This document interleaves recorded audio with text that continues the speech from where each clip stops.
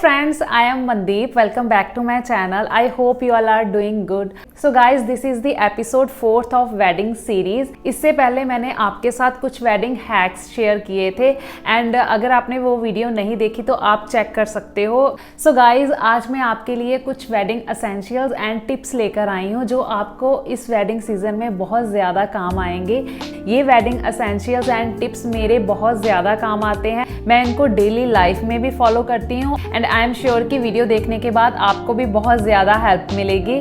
So without wasting our time आज की video हम शुरू करते हैं.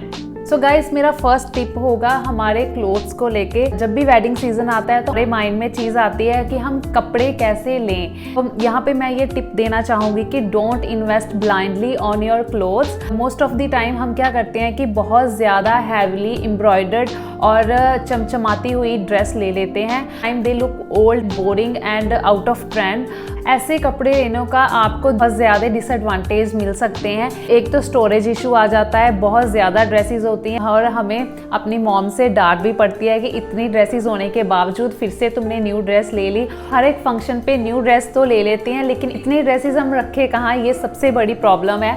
एंड कई गर्ल्स का ये वाला भी माइंडसेट होता है कि एक बार हमने ड्रेस पहन ली है तो उसके बाद हम इसको कहाँ पे डालें, क्योंकि ये वाली मैंने ड्रेस की पिक्स अपने फेसबुक के ऊपर, अपने सोशल मीडिया के ऊपर डाल दी हैं तो मैं इसको दोबारा से कैसे पहनूं. सबसे ज़्यादा प्रेशर हम गर्ल्स के माइंड में यही होता है.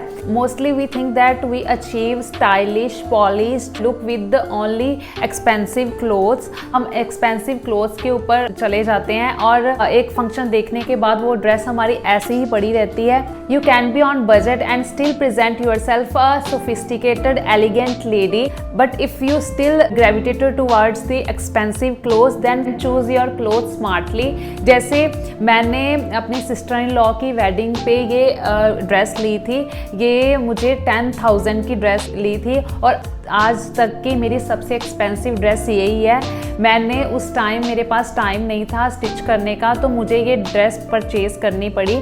बट मैंने क्या सोचकर ये ड्रेस ली कि जैसे इसका ये अपर पार्ट है उसको मैं दोबारा से रीस्टाइल कर सकती हूँ और जो बॉटम पार्ट है उसको भी मैं दोबारा से, अगर मैं इसके साथ अपर कुछ स्टिच कर लूँ और इसे मैं दोबारा से स्टाइल कर सकती हूँ. ये वाला कॉन्सेप्ट हमेशा अपने माइंड में रखो. अगर आप एक्सपेंसिव क्लोथ्स भी ले रहे हो even then you keep this trick in your mind कि हमें हमेशा स्मार्टली परचेज करनी है अपनी क्लोथ्स कि हम उनको दोबारा से रीस्टाइल कर सके और ऐसे करें कि किसी को ये भी पता ना चले कि हमने ये पहले फंक्शन पे पहन रखी थी. So please invest smartly on your clothes.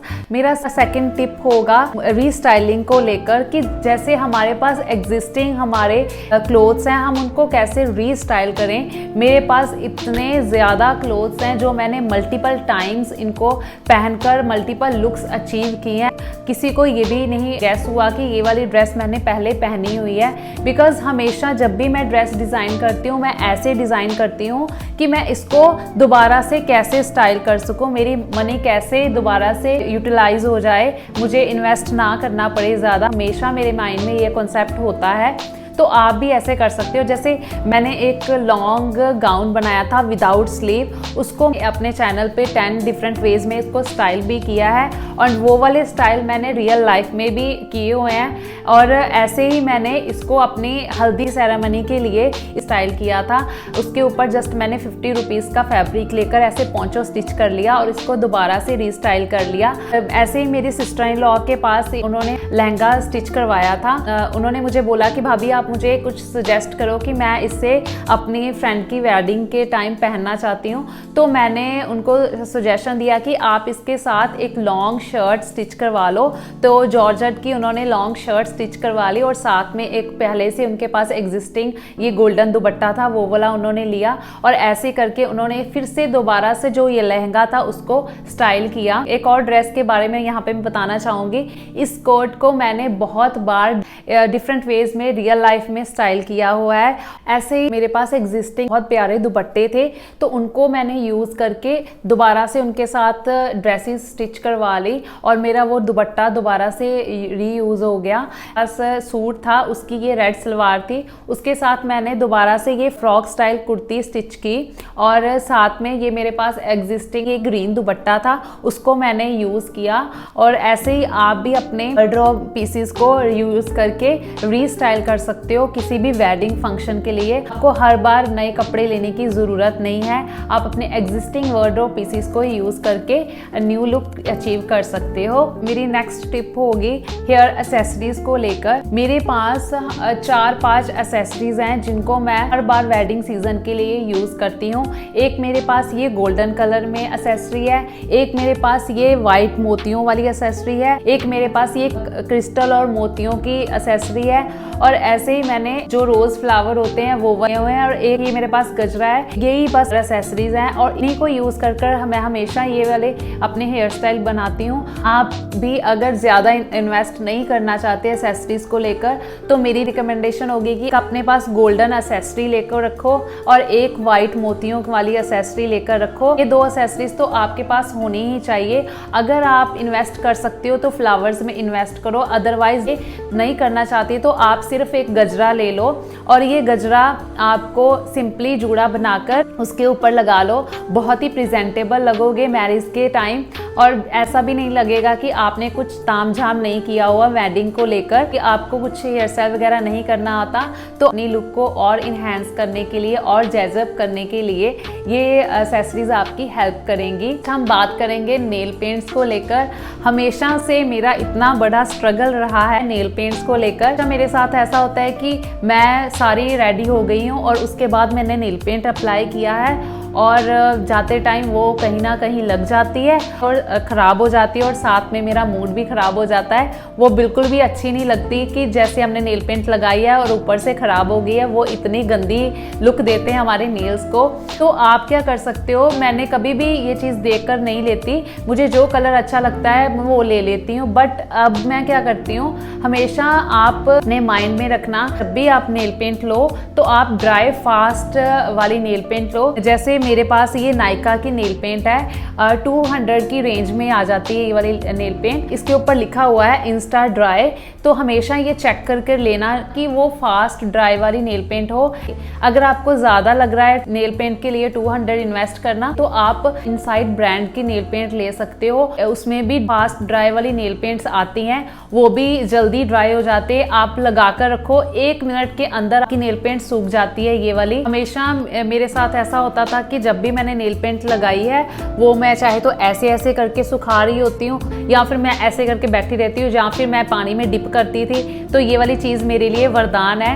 ये 1 मिनट में आपकी नेल पेंट ऐसे सुखा देगा जैसे आपने लगाई नहीं होती, तो आप भूल ही जाओगे कि आपने नेल पेंट लगाई थी। अब मैं बिल्कुल सॉर्टेड हूँ। ऐसी नेल पेंट्स में इन्वेस्ट करें जो फास्ट ड्राई होती हैं। नेक्स्ट मेरी रिकमेंडेशन होगी कि हमने इतना सब कुछ ले लिया तो हम हाथों के लिए क्या लें। तो मुझे चूड़ियों का इतना शौक नहीं है शुरू से ही, मेरे पास इतनी क्वांटिटी में कंगन नहीं है, बट मैंने 2-3 ऐसे लेकर रखे हुए हैं कि जो मेरे मोस्ट ऑफ द आउटफिट्स के साथ वो चल जाते हैं।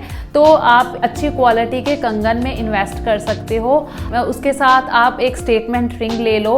आप सॉर्टेड हो, को कुछ भी ऐसा ज़्यादा इन्वेस्टमेंट करने की ज़रूरत नहीं है और बार बार इन्वेस्ट करने की ज़रूरत नहीं है। एक ही बार में 2-3 स्टेटमेंट कंगन की वैरायटी अपने पास रखो, हर बार उसे ही आप रीयूज कर सकते हो।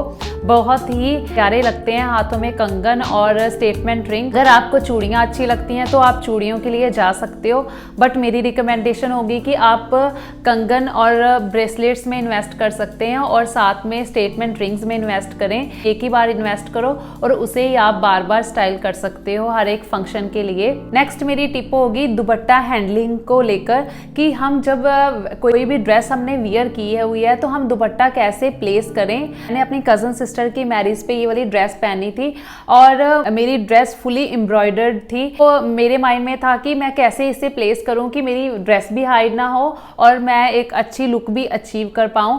तो मैंने अपने दुपट्टे को पीछे से प्लेस किया आर्म्स के ऊपर, और थ्रू आउट द फंक्शन मुझे बिल्कुल भी प्रॉब्लम नहीं हुई। सारे फंक्शन में मैंने वो दुपट्टा इजीली कैरी कर लिया था। आपकी भी अगर कोई ऐसे हैवी ड्रेस है तो आप भी ऐसे प्लेस कर सकते हो अपने आर्म्स के ऊपर। ऐसे ही मैंने एक और ड्रेस वियर की थी, ये ड्रेस भी फुली एम्ब्रॉयडर्ड थी, तो मैं दुपट्टे को नहीं करना चाहती थी हाइड, तो मैंने साइड पे दुपट्टा लेकर हैंडमेड बेल्ट के साथ उसे एक जगह स्टिक रखा। अगर आपको दुपट्टा कैरी करने में प्रॉब्लम होती है तो आप भी ऐसे फैब्रिक बेल्ट्स वगैरह बना सकते हैं, उसके साथ दुपट्टे को ऐसे स्टिक करके रख सकते हैं, बिल्कुल भी हिलता नहीं है और थ्रू आउट द फंक्शन आपको दुपट्टा संभालने की भी कोई प्रॉब्लम नहीं होगी। आप ये वाली ट्रिक्स यूज कर सकते हैं, it will help you a lot. Next tip होगी मेरी लिप्स को लेकर। जैसे आप क्या कर सकते हो, हमेशा इन्वेस्ट करें एक क्रीमी बेस लिक्विड लिपस्टिक में। तो मैं आपको लिक्विड लिपस्टिक सजेस्ट करना चाहूँ तो मेरी रिकमेंडेशन होगी Lakme forever matte shade number 04 crimson rose. इस टाइम पे मैंने यही लगा रखा है, बहुत ही प्यारी शेड है, आपकी इजीली हर एक ड्रेस के साथ कैरी हो सकती है ये वाली शेड। तो आप ऐसी लिपस्टिक के ऊपर इन्वेस्ट कर सकते हो। अगर आपको ये शेड अच्छा नहीं भी लग रहा, आपकी कोई और लाइकिंग है, तो आप कोशिश करें कि लैक्मे फॉरएवर मैट की लिपस्टिक की कोई और शेड ले लें। बहुत ही प्यारा इसका फॉर्मूला है, इजीली अप्लाई हो जाता है। आपको बिल्कुल भी लगाने के बाद ऐसा नहीं लगेगा कि मेरे होंठ खिंच रहे हैं और ड्राई फील हो रहा है, ऐसा बिल्कुल भी नहीं है। ये इतनी प्राइसी नहीं है, 350 की लिपस्टिक मिल जाती है ये वाली। तो अगर आप थोड़ा सा अप रेंज में जाना चाहते हो, बहुत ही प्यारा कलर है ये वाला मैक का, इन दी शेड 339 ली वुड ब्रूलेंट। तो आप इसमें इन्वेस्ट कर सकते हो, बहुत ही प्यारी फिनिश में ये वाली लिपस्टिक है। मैं आपको बोलूँगी कि आप अगर थोड़ी सी इन्वेस्टमेंट करना चाहते हो तो एक अच्छी क्वालिटी की लिपस्टिक में इन्वेस्ट करो। एक और क्रीमी बेस लिपस्टिक की अगर मैं बात करूँ तो कलर बार होगी, 850 की रेंज में मिल जाती है और अगर डिस्काउंट मिल जाए तो इससे भी कम की मिल जाती है ये वाली। तो आप इसमें इन्वेस्ट कर सकते हैं, बहुत ही प्यारा शेड है ये भी। मैंने बहुत ज़्यादा इसे यूज़ किया हुआ है, आप इसे शॉप करके भी यूज़ कर सकते हो। ये मैंने दोबारा से ली है, मेरे मैरिज के टाइम मैंने ये वाला कलर लिया हुआ था, ये मेरे रीपरचेज है। बहुत ही प्यारा फॉर्मूला है इसका। अगर आप अच्छे किसी लिपस्टिक में इन्वेस्ट करना चाहते हो तो आप इसके लिए जा सकते हो और मैक के लिए जा सकते हो। अदरवाइज आप मिड रेंज में लेना चाहते हो तो आप लैक्मे फॉरएवर मैट की लिपस्टिक ले सकते हो। बहुत ज़्यादा अच्छी लिपस्टिक्स हैं ये वाली। इतनी ज़्यादा लिपस्टिक की रखने की बजाय आप 2-3 लिपस्टिक्स ऐसी रखो जो आप हमेशा कैरी कर सको और मोस्ट ऑफ द टाइम आपके आउटफिट्स के साथ चल जाए। नेक्स्ट मेरी टिप होगी ज्वेलरी को लेकर। ये एक्चुअली मैंने अपनी मिस्टेक से सीखा है। जब भी कभी आपने हैवीली ड्रेसअप किया हुआ है तो प्लीज़ अवॉइड करना हैवी ज्वेलरी। ये मैंने अपनी मिस्टेक से सीखी है ये चीज़। मैंने एक वेडिंग पे ये हैवीली एम्ब्रॉयडर्ड ड्रेस पहनी हुई थी और साथ में मैंने ऐसे चोकर डाल लिया और कानों में भी डाल लिया और टीका भी लगा लिया, तो वो इतनी हैवी सी लुक क्रिएट हो गई। उस टाइम पे मुझे फील नहीं हुई, बट जब मैंने अपनी पिक्स वगैरह देखी आफ्टर मैरिज तो मुझे फील हुआ कि मैंने ज़्यादा ही अपने आप को एक्सेसराइज कर लिया। ये चीज़ हमेशा अपने माइंड में रखना कि जब भी आप हैवीली एम्ब्रॉयडर्ड कुछ डाल रहे हो तो अपनी ज्वेलरी मिनिमल रखो। अगर आपकी ड्रेस इतनी हैवी नहीं है, हैवी लुक में नहीं है, तो आप हैवी ज्वेलरी के साथ उसे एक्सेसराइज करो। ये मेरी एक छोटी सी टिप है, बहुत काम की टिप है। आप इसे ट्राई करना, आपके भी बहुत ज़्यादा काम आएगी। मेरी मिस्टेक से आप कुछ सीख सकते हो। नेक्स्ट हम बिंदी के बारे में बात करेंगे। हमने इतना अच्छा ड्रेसअप कर लिया, ज्वेलरी भी इतनी हैवी डाल ली और मेकअप भी हैवी कर लिया। कीप योर बिंदी मिनिमल, क्योंकि मेरी हमेशा से यही चॉइस रही है। ऐसी बिंदी ऐसी डिब्बी में आती हैं और ये 10-20 रुपीज़ की आपको इजीली मिल जाती है अकॉर्डिंग टू साइज़। तो मेरी रिकमेंडेशन होगी ये वाली बिंदी की। आप ऐसी बिंदी में इन्वेस्ट कर सकते हैं। कोई भी डिज़ाइनर बिंदी मुझे हमेशा से नहीं पसंद आई। मैंने हमेशा से, जब से मेरी मैरिज हुई है, मैं बिंदी लगाती हूँ ये वाली। मुझे ये वाली बिंदी अच्छी लगती है। बहुत ही प्यारा इसका फॉर्मूला है, ऐसा लगता है जैसे ऊपर ना वेलवेटी टाइप की होती है इसकी फिनिश। तो ये वाली बिंदी मुझे पर्सनली मेरी फेवरेट है। तो आप भी ऐसे में इन्वेस्ट कर सकते हो और यही साइज मुझे अच्छा लगता है अपने फेस के ऊपर। नो ऑफेंस, अगर आपको बिग बिंदी सूट करती है तो आप वो भी लगा सकते हो, but try to choose simple bindi, because जो डिज़ाइनर बिंदियाँ बिंदियाँ आती हैं वो इतनी क्यूट और सोफिस्टिकेटेड लुक नहीं देती जितनी ये वाली बिंदी देती है, बिकॉज इसके साथ ना बहुत ही प्यारी सी लुक आ जाती है, मिनिमल लगता है हमारा मेकअप भी। If big bindi suits you, you can go for it, but मेरी रिकमेंडेशन होगी कि आप ऐसी बिंदियों में इन्वेस्ट करें, बहुत ही प्यारी लुक आती है ऐसी बिंदी के साथ। नेक्स्ट मैं क्लचेस के बारे में बात करना चाहती हूँ।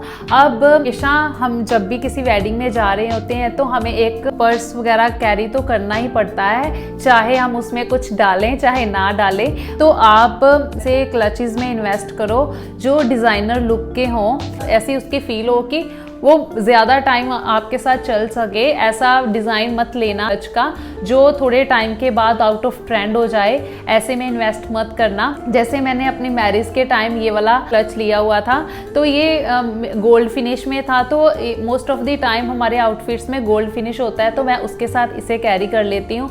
और अगर आपने कोई ऐसी ड्रेस डाली है जिसके साथ सिल्वर चल सकता है तो ऐसे सिल्वर क्लच ले सकते हो। और अगर आपने ऐसा आउटफिट है कि आप वाइट क्लच लो तो चल जाएगा, तो आप वाइट क्लचेस में इन्वेस्ट कर सकते हो। आप देखिए 2-3 कलर्स में इन्वेस्ट करो, बस आपकी हर एक आउटफिट के साथ चल जाएंगे, ज़्यादा इन्वेस्टमेंट करने की कोई ज़रूरत नहीं है आपको। नेक्स्ट मेरी रिकमेंडेशन होगी केन स्कर्ट्स को लेकर। जैसे हम हैवी ड्रेसेस पहनते हैं तो उसमें हमेशा नीचे केन लग के आती है, तो आप क्या कर सकते हो, एक अच्छी क्वालिटी की केन स्कर्ट में इन्वेस्ट करो।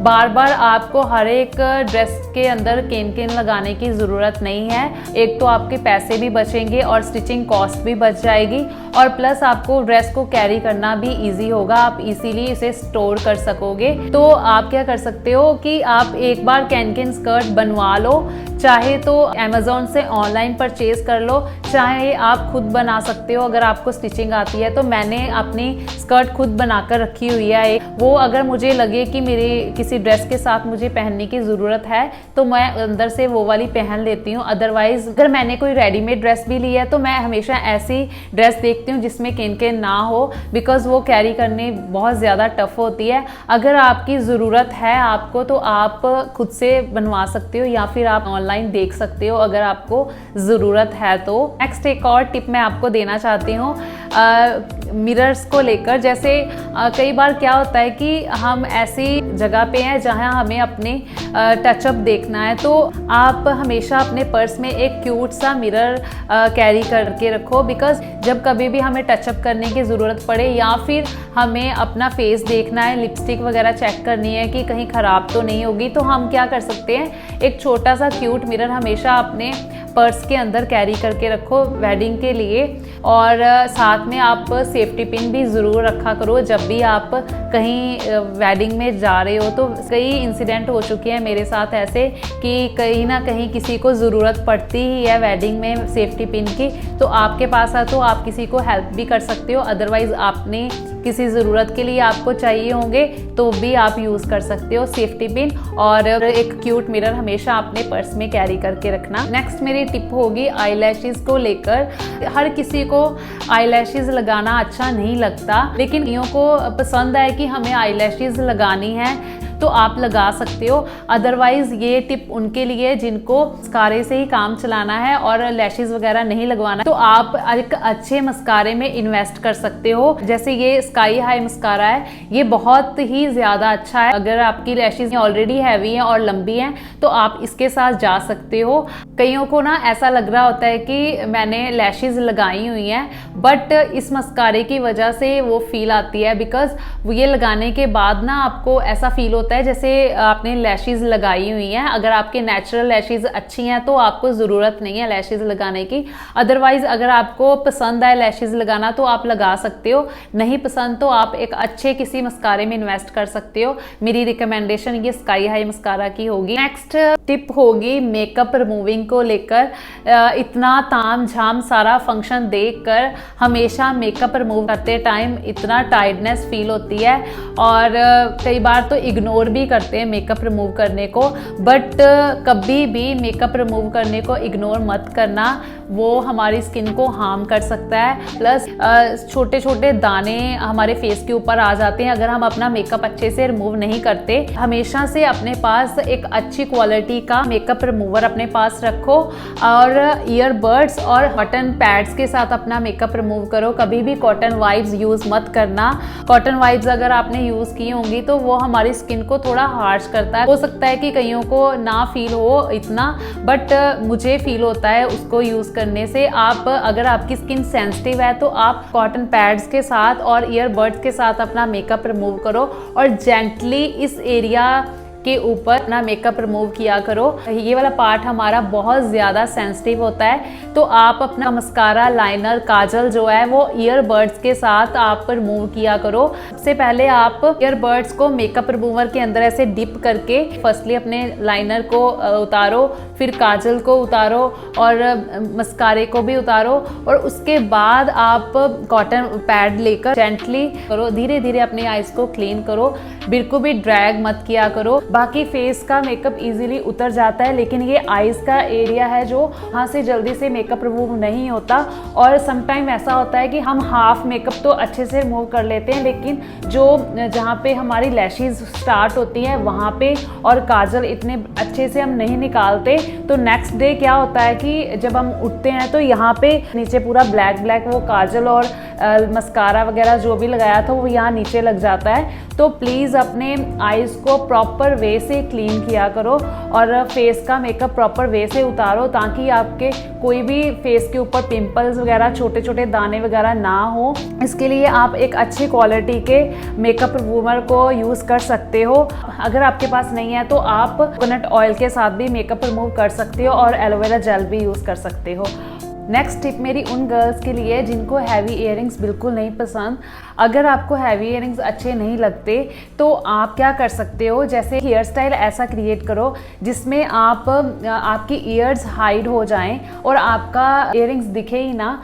जैसे मैंने अब कज़न सिस्टर की वेडिंग में ये वाला हेयर स्टाइल किया था, तो मैंने जस्ट चोकर वियर किया और साथ में माथा पट्टी और मांग टीका वियर किया था और मैंने इयररिंग्स को अवॉइड किया और सेंटर पार्टीशनिंग करके कर्ल्स नीचे से कर्ल कर लिए और बस ऐसे लुक क्रिएट की। किसी को पता भी नहीं चला कि मैंने इयररिंग्स वगैरह नहीं वियर किए और बिलीव में सारा फंक्शन मैंने इतना अच्छे से एंजॉय किया, क्योंकि इयररिंग्स जब हम चलते हैं तो वो ऐसे ऐसे हिलते हैं और ये चीज़ हमारी बहुत ज़्यादा दर्द करती है। और जब हम सारा फंक्शन देख लेते हैं तब हमें ये चीज़ रियलाइज़ होती है कि ये चीज़ कितनी ज़्यादा दर्द कर रही है। एंड आई एम श्योर कि ये गर्ल्स को इस पेन का पता होगा कि कितना ज़्यादा दर्द होता है कानों में जब हम इयररिंग्स को उतारते हैं। और अगर आपको इयररिंग्स हैवी नहीं पसंद तो एक और टिप मैं यहाँ पे देनी चाहूँगी। जैसे मैंने एक वेडिंग पे ऐसी लुक क्रिएट की थी, मैंने मांग टीका अप्लाई किया और साथ में चोकर वियर किया और छोटे छोटे स्टड्स मैंने कानों में वियर किए थे। एक बड़ी प्यारी सी लुक क्रिएट हुई थी। तो आप ऐसे भी लुक क्रिएट कर सकते हो। अगर आप बिल्कुल ही इग्नोर करना चाहते हो इयररिंग्स वाले पार्ट को तो आप पहला वाला हेयर स्टाइल फॉलो कर सकते हो। अदरवाइज आप ऐसे छोटे छोटे स्टड्स और चोकर वगैरह वियर कर लो। और मांग टीका बहुत ज़्यादा अच्छे अच्छे मार्केट्स में अवेलेबल है, तो आप उसके ऊपर जा सकते हो। और आजकल तो माथा पट्टी का भी बहुत ज़्यादा ट्रेंड है, उसके साथ तो लुक और भी ज़्यादा अच्छी लगती है। तो आप मांग टीके के ऊपर और माथा पट्टी के ऊपर इन्वेस्ट कर सकते हो। Next tip, I am not sure कि कितने ज़्यादा इस चीज़ से एग्री करेंगे, बट मेरे साथ ऐसा होता है और ये चीज़ मैंने अपने मम्मा से सीखी है कि हमेशा मेडिसिन वगैरह साथ में कैरी करो। जो भी आपको प्रॉब्लम होता है, अपने आप को खुद का पता होता है कि मुझे ये चीज़ करने से ये चीज़ की प्रॉब्लम आ जाती है। तो मैं जब भी कभी फंक्शन में ऐसे शोर वगैरह वाली जगह पे जाती हूँ तो मुझे हेडेक होता है, इसलिए मैं हेडेक की मेडिसिन अपने साथ कैरी करती हूँ। आपको अगर कोई ऐसा इशू, कोई और इशू है तो आप उसकी कैरी कर सकते हो। हमेशा ये चीज़ माइंड में रखना। अगर आपको हेल्पफुल लगी ये वाला टिप तो आप इसे कंसिडर कर सकते हैं, otherwise ignore this tip. So this is all about my today's video. So guys, I hope कि आपको ये वीडियो हेल्पफुल लगी होगी और कुछ टिप्स एंड कुछ एसेंशियल्स आपको पता चले होंगे। और अगर आपको कोई टिप पता है जो मैं बताना भूल गई हूँ या फिर कोई वेडिंग एसेंशियल्स जो मैं बताना भूल गई हूँ, प्लीज़ मुझे कमेंट सेक्शन में बताना। Let's learn together. सो मिलते हैं हम अपनी नेक्स्ट वेडिंग सीरीज़ की वीडियो में। Till then take care, bye bye. So guys first मेरा टिप होगा मेरा कि आप से बचने के लिए मैंने ये थोड़े टाइम पहले ही एक चीज़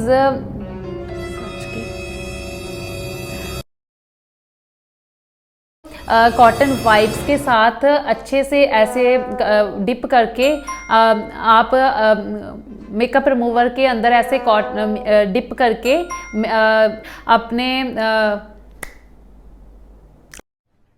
अरे कहना क्या चाहते हो?